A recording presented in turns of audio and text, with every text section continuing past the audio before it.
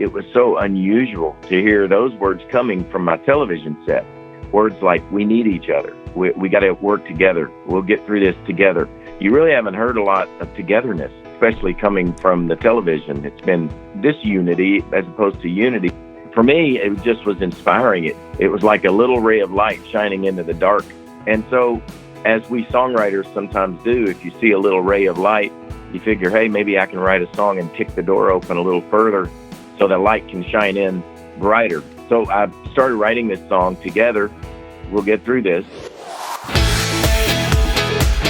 This is CIA, Contagious Influencers of America, and I'm here with my stranger friend. That would be me, Victoria Robinson. Good to be back. Who has been on a vacation for the last 3 months. Yeah, you've been on the same one. It's called COVID. You just all of a sudden disappeared. I didn't have a choice, David. I had to stay home. It's called self-quarantine. Well, first you went to Hawaii.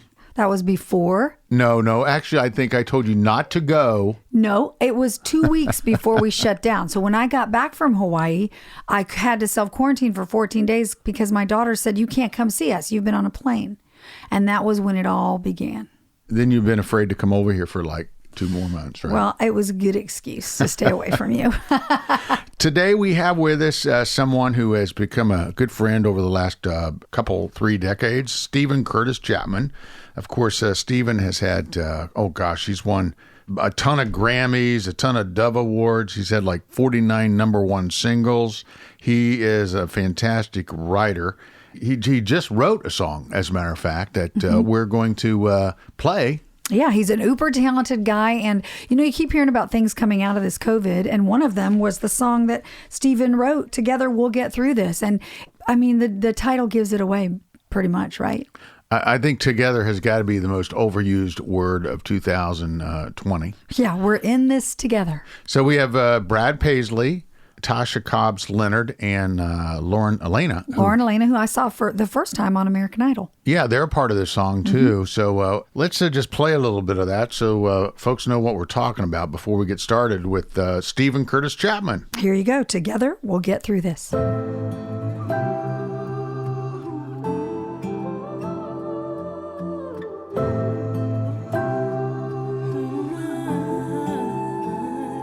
I can see the panic in your eyes, and I know you can see it in mine. We've been through some crazy things before, but nothing like this. You know I've always got a lot to say, but this has left me nothing but afraid. And I've got one thing I'm holding on to, and it's your hand. 'Cause I believe together we'll get through this. Together, no matter what it is. There's no valley too deep, no river too wide, no mountain too steep. We can climb together, we got all we need. Together, just watch and see. We're gonna make it come what may. Nothing can break us if we stay together. I know it's hard to fight an enemy when the sky is too dark to see, and we can't even start to believe we're fighting with each other. But if we really look deep enough, I believe we can find the love. And when this storm is finally past, we'll see that all we have is what we have. Together we'll get through this. Together, no matter what it is. There's no valley too deep, no river too wide, no mountain too steep that we can't climb together. We got all we need. Together, just watch and see. We're gonna make it come what may. Nothing can break us if we stay together. Get to the other side. We'll stay together.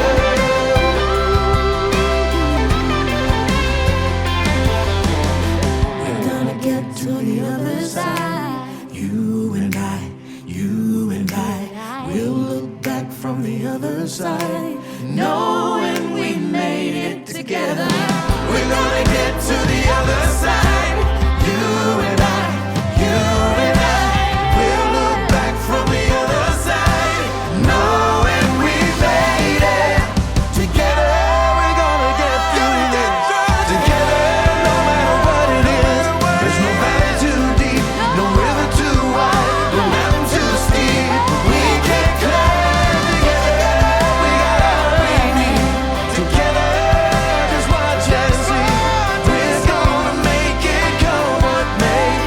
nothing can break us if we stay together.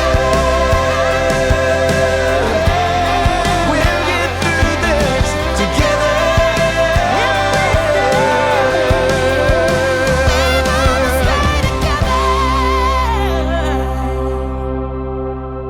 Pretty cool, huh? That was pretty awesome. So let's get to the interview with Steven Curtis Chapman, the guy that is the writer and the performer behind this song, along with Brad Paisley, Tasha Cobbs Leonard, and Lauren Alaina.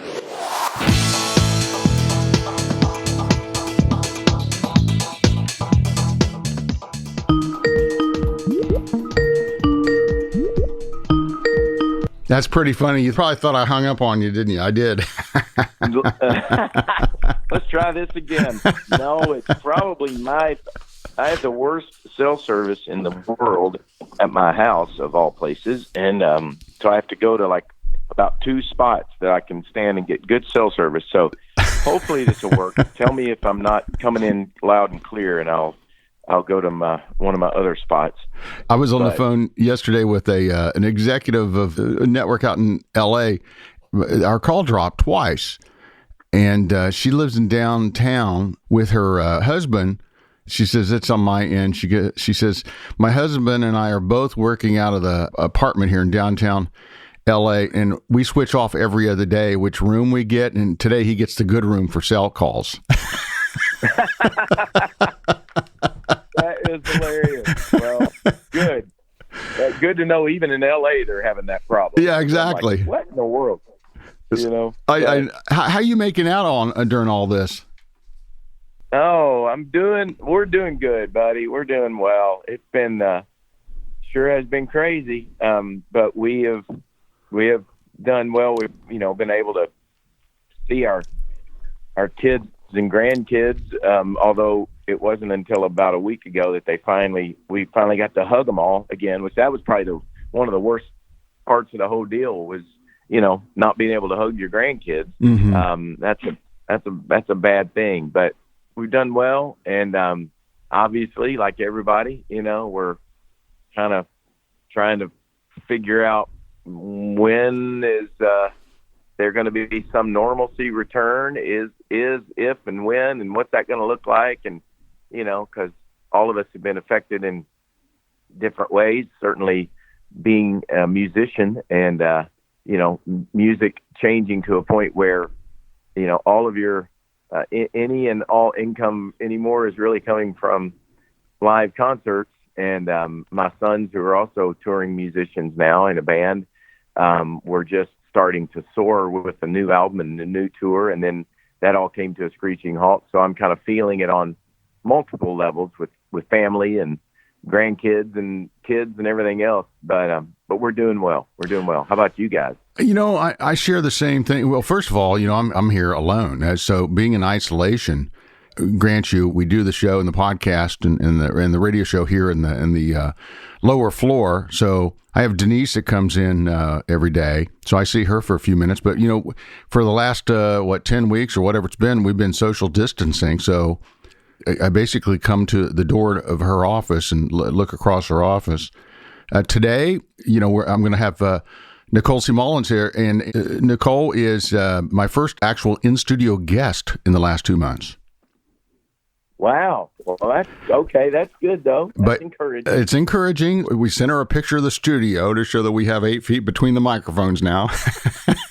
Right, yeah. And when she walks in the door, she's probably going to fall over from all the Lysol that I've been spraying all morning. Yeah.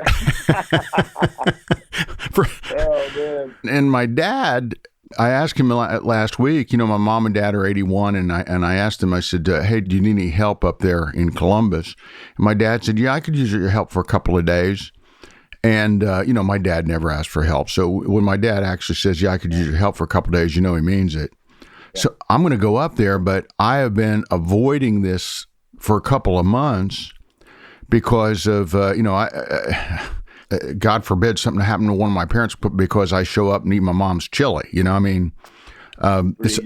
Yeah. Oh, I know. So I waited. I was supposed to go last weekend, but I noticed the weather in Columbus was going to be like 25 or 30 degrees at night. And I figured I can't be sitting out on the back deck 10 feet away from my parents. And so I waited till the weather, it's supposed to be 75 this weekend.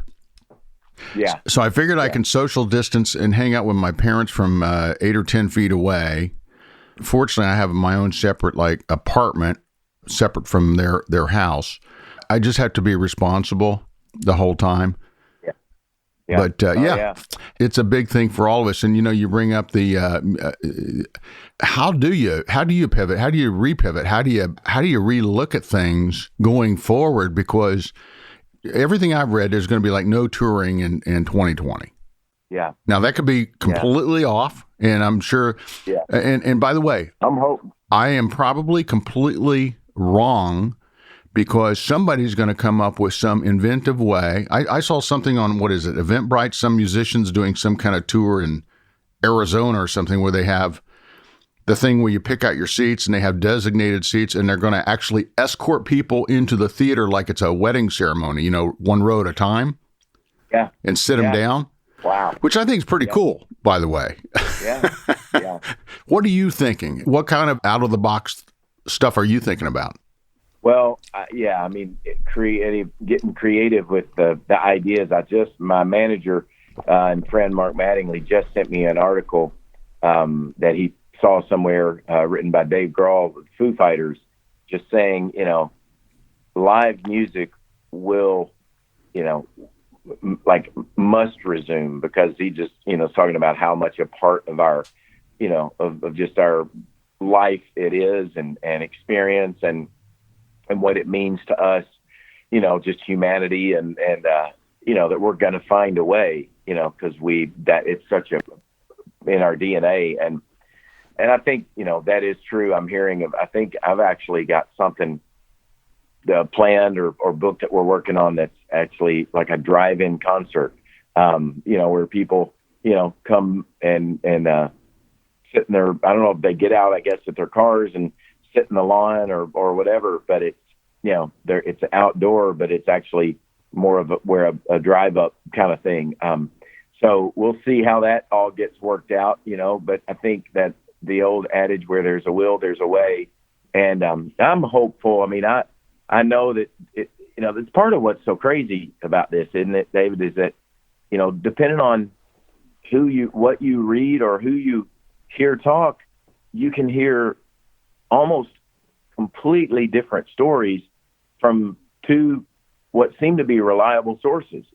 One saying, it's going to be 2021 before there's any concerts, and then I'll hear other very reliable sources saying, no, there's going to be concerts this fall. They're going to look a little different, and like you said, ideas of will there be so many seats between, or what will that look like? But the thought that we're going to, last another, 8 months or whatever it would be before, live concerts happen is hard for me to imagine, hard for me to believe. But I guess it was hard for me to believe that it would last 2 months, So nobody knows. And I think that's part of what is so hard about it, even making plans and, looking into the fall. And, we had Mary Beth and I, my wife and I, were hosting a cruise this summer, and, that's in July. And, there's no way I can imagine that's going to happen. But, the cruise line's continuing to say, no, we're still, we're not ready to cancel that yet. And, so it's just this unknown, kind of up in the air. But I think, we are all very desperate to be back together. I think that's the thing that I've felt from this, that, I hope to always, try to find this is a really dark, cloud that's hovering over us. But there is light breaking through. And where is that light? And what are those, you'd call them silver linings in the clouds or whatever, but just where is the truth breaking through in this? And, the fact that, what's the lyric of the song that says, you don't know what you've got till it's gone. And, it's true. I mean, when you're isolated as we've been, I think it's given all of us a greater appreciation just for togetherness, just what it means to be together, to a hug from my children, which we have 6 of those now, which is, I know it's hard to believe, a hug from my own kids. But now even those little hugs that are just so priceless, but you get them and you get them regularly, and it's kind of like, yeah, that's sweet. But suddenly that thing becomes way more precious to you because you've been removed from it, or just relationship and connecting with each other and just being together, is such a gift that God's given us. And I'm certainly, like all of us, ready to begin to experience and celebrate that gift again as soon as possible. Well, speaking of together, which has got to be the most overused word of the last 2 months, right? Yeah, no kidding. I mean, we were all thinking that focus and vision and all these things of 2020, that was going to be the big deal. Yeah. And then you turn around and now you have this new song that you have with a few other notable folks. Why don't you tell us about that?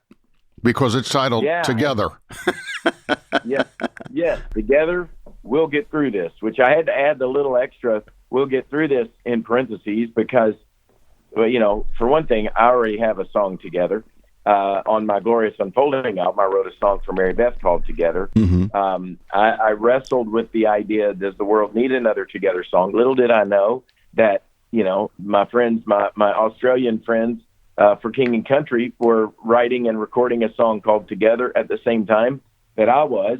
I walked in my studio one day in the midst of all this going on. My studio is right next to my house, and walk over, and my son Caleb and their amazing band Colony House are in process of recording a new song, and all of a sudden I hear this word Together, and I'm hearing him sing Together, and I'm like, okay, well, I know they say great minds think alike. I'm not going to go with great minds and put myself in that category, but I'd say creative minds, I guess, thinking alike right now.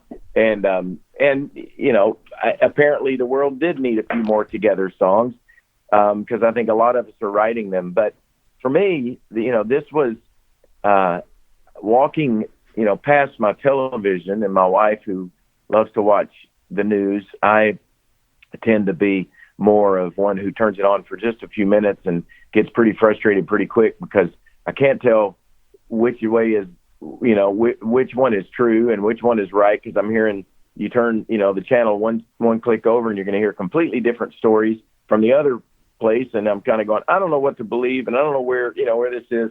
And it's, a lot of, gloom and doom, but also a lot of things that it's helpful to know and you need to know. But my wife likes to gather the data. I tend to kind of say denial is my happy place. I just want to turn it off, and, I'll come check back in, later tomorrow sometime. But I was hearing unusual phrases, and you say, as you just said, probably the most overused or used word Together in the last 2 months. But that word was so, at first, for me to hear that word, it was so unusual to hear those words coming from my television set.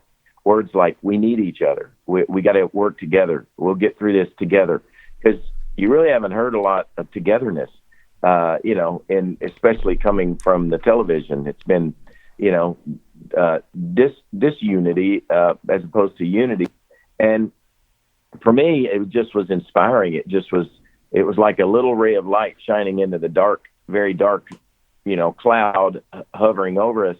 And so, as we songwriters sometimes do, if you see a little ray of light, you figure, hey, maybe I can write a song and kick the door open a little further so the light can shine in brighter, and maybe more light can come into this clouded darkness. And so I started writing this song Together, We'll Get Through This, just, realizing that, I think what's interesting with this for me is thinking, one of the only times, and I had this conversation with Brad Paisley, who I was very, very blessed and fortunate to have him join me on this song. We were talking about this idea, and we both were just kind of amazed at how it would take something like a global pandemic, I think, to bring us, really together, certainly not perfectly, but in ways that we haven't experienced in a long time. And I think it's because we all realize we really are, as the saying goes, in the same boat. We really are, whether we want to even admit it or not, we are in this together. It has affected everyone, all, places of life, all, from the ivory, towers to, the side, to the alleys, everyone is feeling the effects of this, and everyone has been impacted by it, and there's nobody that's kind of been insulated from it. And so that has brought us all together to walk into the grocery store for the first time in my life and realize, man, there's a lot of empty shelves in here. And this must be what it feels like to wonder where your meals are going to come from. Still not nearly to that extreme, but just to get even a tinge of the feeling and being able to empathize in a deeper way than I ever have before, as someone who lives with, grocery stores on every street corner stocked full, to go, man, this is a feeling and an experience I've never had. I feel a little bit more connected to so many other people in the world who live daily with that sense of, I don't know what tomorrow's going to bring. I don't know if 6 months from now I'm going to, have food for my table, or even next week. And I think while that's a scary thing to even let that bring us kind of together and begin to understand, what it means to be truly sort of connected in this way. And I think, for me, just is thinking, man, that's a really good thing. That's a really important thing. Because the truth is, we as believers know, from just looking at the Bible, that explains that we are made for a relationship. We're made for a relationship with God first, and then for a relationship with each other. And, that has been, for me, one of the things that this very dark time has shown me and has taught me, probably in a deeper way than anything I've experienced. Maybe, the experience of our deep, tragic loss of our daughter 12 years ago that brought our family together in a way we'd never experienced.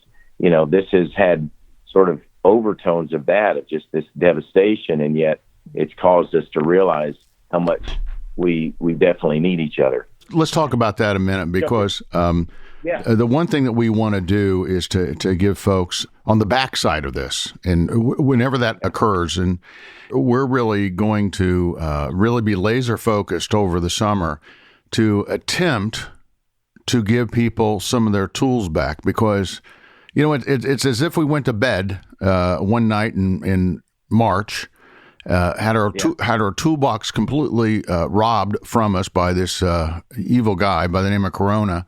Woke up and it was all gone. And for many people, they've lost everything at this point, or nearly everything. So you've been through tremendous loss before. I would just like for you to share with us really kind of what the process is on the other side coming out of that, okay? And what you go through, the grieving process, the repivot, I'm not going to put words in your mouth. I'm going to let you explain it to us. Yeah. We've all heard probably the words spoken, new normal. We've heard that phrase. And that was a phrase that my family and I started to, talk about 12 years ago, when it's coming up on 12 years that we lost Maria, our youngest daughter. It's this month, May 21st. So this is always a difficult month for us, for my wife especially, because it's Mother's Day, then it's Maria's birthday. May 13th, she would be tomorrow, be 17 years old on May 13th. And then her going home to heaven day on May 21st. And we began, as a family, realizing that if we are, ever imagining that life is going to get back to what we would call normal, we're going to be really frustrated. We're going to stay in grief, in this place of sadness. And I remember, feeling that sense of, I don't even know if I'm ever going to feel joy again. I don't know if I'm ever going to smile again and laugh again, at least not the way I did before, because my heart is so broken and so heavy. And there are many who, this season that we are in still and coming, Lord willing, out of a little bit of the last 2 months has devastated so many loss of loved ones, certainly loss of jobs, and radical change of their life. And I think, when for us in our experience as a family, when we began to embrace this idea that, what, life's never going to be back to normal, when it's never going to be like it was before, obviously, but there's going to be a new normal. There's going to be a new sense that we're going to walk with a limp. We're going to learn to live with a broken heart, that will heal in time, but not ever heal completely, because there's going to be a missing part, of your heart. And embracing that and believing that God is, in fact, as he promises in the Bible, working all of these things somehow together for our good, that God really is in control, that God really is good and faithful and with us in this.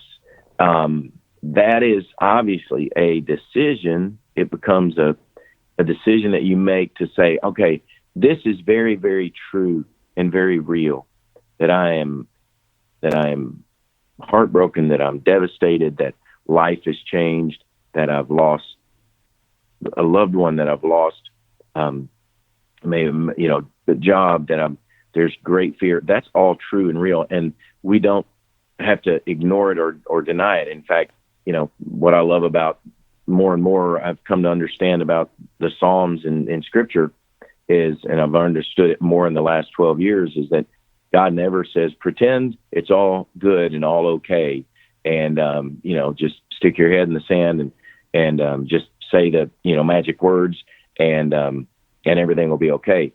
I've realized more than ever that we're encouraged to bring it all to God, the confusion, the anger, the frustration. I mean, you read the psalmist saying, God, are you going to forget me forever? How long, O Lord? Those kinds of prayers, those kinds of devastating or desperate prayers of, out of the confusion and the anger and the grief and all of that, and the fear, but pouring it out to God and then saying, God, that's all really true and real.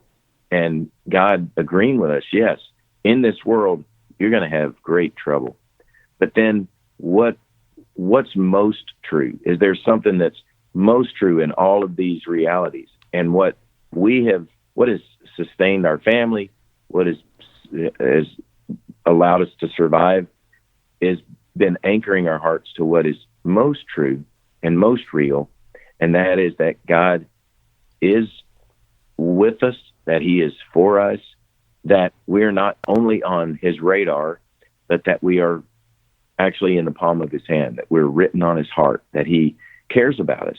That my wife, Mary Beth, wrote a beautiful blog just a week or so ago, and just thinking about this scripture that we've all, if we know the Bible and grew up at all, going to Sunday school or church, you heard about God knowing when a sparrow falls from the sky, and it's kind of one of those things you just hear it and kind of go, yeah, that's a really amazing thing. But when you really consider it, my wife's like, if that's really true, that God is that intimately aware, and then he says, I know the number of hairs on your head, that you're not just kind of a humanity there that I'm sort of generally aware of, but he knows intimately what we're feeling, what we're going through, and enters into it with us, and he walks with us, and he carries us, and he shepherds us. And, those are the things that, again, have sustained our family, and things that we need to keep anchoring our hearts to and remembering and holding on to and choosing to believe that, and praying the prayer that I've prayed so many times over and over again. God, I believe, help my unbelief. I know it's there. You know it's there. I'm not going to pretend, but I want to believe. I do believe. Help my unbelief. I'm going to trust you again for today, for the next 15 minutes, if that's what it takes, and keep dropping my anchor in your promises and in that what is most true. That's powerful. And I will tell you, as we get into the summer, and as we all come out of this in a different way, and who knows if we're going to hit a second and third wave of it. I mean, only God knows. At some point, we know we will overcome it. We will see the other side. When you come out of this, when you and your family come out of this, okay, what do you hope to have learned, and how do you think life will be different? Well, I hope that I will have learned to cherish and treasure more the time together, the relationships that God has given me. I wrote a lyric in this song, that says, when the storm is finally past, we'll see that all we have is what we have together. And I really believe times like this, part of the reason maybe we'll understand in eternity when we finally see the whole picture, and words like coronavirus and COVID-19 and cancer and grief and death and all of those things are all erased from our vocabulary. And believing that day is coming is part of what sustains us through these days, really believing that's not just pie in the sky, but that is ultimate reality, that is coming. And as we realize that, we will see what we have, our relationships, again, with the God who made us, and then the way he's put us in relationship with each other, that we're going to cherish that more, that I'll be changed so that I won't be as prone to take for granted, a hug from one of my kids or one of my grandkids, or just to be able to look somebody else in the eyes and say, hey, how you doing today? Just recognizing that. I hope we can learn from that. I hope as our world and our nation, obviously this is grand thinking. I would hope somehow by the grace of God and mercies of God that we could recognize that we are not the enemy of each other, that there is an enemy against us. It's an enemy from, the beginning of the story of all things that are beautiful and good and right, but that it's not each other. And that we would recognize that, realize that we really are in this together. And then my hope and prayer too is that just my faith would be deepened to just trust God more, whatever the circumstances are, whatever's coming, in the world that we live in, that we're just going to trust God and know that, as he promised, Jesus saying to his disciples, saying to us, in this world you will have trouble, but don't despair. Don't let the trouble, overwhelm you. Take heart, take courage. Don't fear. Don't freak out. I have overcome the world. I've already done it. I've already conquered it. So rest in me, trust in me. And I hope that my family and I will be more aware of that, and be more at peace with that. Well, my friend, thank you so much. This has been encouraging. Hey, listen, we'll play a shot of the song there on the Keep the Faith. Thank you, bud. I wish I could play it on the podcast, but they don't allow us to do that at this point.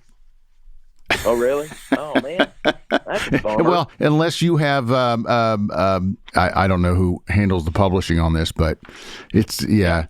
It's all mine, so I give you permission. It's all yours. Well, then if it's all yours, then I can do it. Then I'm going to put it. I'm going to put it on the podcast. You heard it right here, folks. And if anybody asks, you say, "Hey, Steven Curtis Chapman gave me permission." He said it's his song, it's his publishing, and yeah. Oh man, well, I'd love it. I'd love to share the message, and so yeah. But I appreciate you and what you do for all these years and helping us keep the faith, keep it alive. So thank you, buddy. Great to talk with you.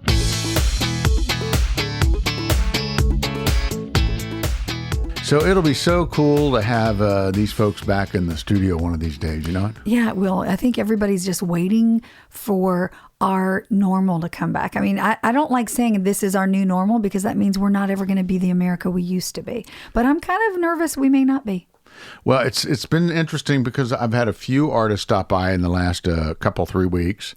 But it's so weird to have somebody that literally is just around the corner. Yeah, around the corner, but they can't come near you. This is a different time, and it looks like it's going to be a different time for some time. As a matter of fact, you and I were talking about this today. We may never get back to where we once were. No, in the America we've known, I think we're right, David. I don't know if we'll ever be that America again, and that's sad to me. Well, maybe something will come good from all of this. I don't know. We'll have to see. But all I know is at the end of the day, I can't wait to get back to a restaurant. Well, you haven't been. There's some restaurants open now. You know? They're opening up, but I don't know if I've just gotten used to not going to a restaurant. Well, what is it? 21 days you can get into a bad habit or a good habit. It's been past 21 days, so now everybody's afraid to leave their house. One thing I have been doing for a couple months now, going on 3 months, is walking. Yeah, that's good. It's kept the weight off, huh? I'm walking 3 to 8 miles a day. That's impressive. Pretty cool, huh? Impressive. And I have not. Well, you've been walking to the refrigerator. I have been walking. I swear, my refrigerator said to me the other day, "Are you serious?" We have some great guests coming up here on Contagious Influencers in the weeks to come. We really appreciate your feedback, your reviews, and please give us a 5-star review because those come in real handy. They help influence others to check out our podcast. Yeah, we're thankful for you and we appreciate you. And we do. We have some great shows coming up. So keep tuning in. So remember to go out there and live that life in living color because it sure is a heck of a lot more interesting than living it in black and white. And please do share this podcast on social media. And please, along with giving us that 5-star review, wherever you get your podcast. Mm-hmm. Wherever you get it. And make sure you stay safe out there. Well, that's a given. Hey, not from some people I've seen. Yeah, there's some real crazy people out there, aren't there? Yeah, there really are. This is CIA Contagious Influencers of America. David Sams along with Victoria Robinson. We'll see you next time right here. Take care.